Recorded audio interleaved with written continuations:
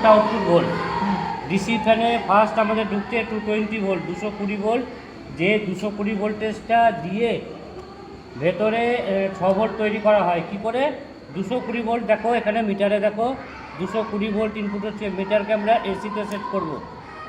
এসিতে সেট করার পর দেখো 220 ভোল্টের ইনপুট হবে। এই দেখো 220 ভোল্ট ইনপুট হচ্ছে, আছে এই যে 220। এই 220 ভোল্টেজটা মেন এসএমপিএসে ঢুকবে। এবার এটা হচ্ছে এসএমপিএস।